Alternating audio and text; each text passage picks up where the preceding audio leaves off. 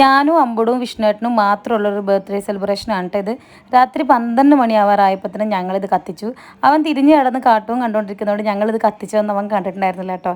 അതുകൊണ്ട് തന്നെ പെട്ടെന്ന് കണ്ടപ്പോൾ അവന് ഭയങ്കര സന്തോഷമായി.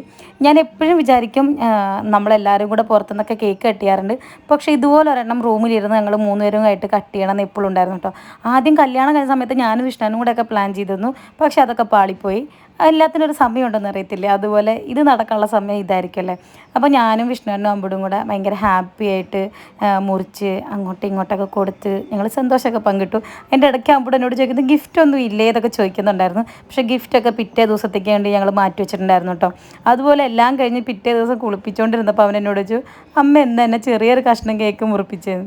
അപ്പോൾ ഞാൻ അവൻ്റെ അടുത്ത് പറഞ്ഞു, അമ്പടും ഇത് ഞാനും അച്ഛയും അമ്മയും അമ്പടും കൂടെ ഉള്ള ഒരു കുഞ്ഞ് സന്തോഷമല്ലേ, അതുകൊണ്ടാണ് കുഞ്ഞ് കേക്ക് വാങ്ങിയത്. നാളെ ബിഗ്ഗായിട്ടുള്ളൊരു കേക്ക് മേടിക്കാൻ ഞങ്ങൾ പറഞ്ഞിട്ടുണ്ടായിരുന്നു കേട്ടോ. അപ്പോൾ ബിഗ്ഗായിട്ട് ഞങ്ങൾ ആഘോഷിച്ചിട്ടുണ്ടായിരുന്നു. അത്ര ബിഗ്ഗല്ല, എന്നാലും അവനെ ഹാപ്പിയാക്കുന്ന രീതിയിലുള്ളൊരു ചെറിയ ആഘോഷം കൂടെ നമ്മൾ നടത്തിയിട്ടുണ്ടായിരുന്നു. ആ വീഡിയോ ഞാൻ നാളെ പോസ്റ്റ് ചെയ്യുന്നതായിരിക്കും കേട്ടോ. അപ്പോൾ അങ്ങനെ ഈ ഒരു ബർത്ത്ഡേ ഇങ്ങനെ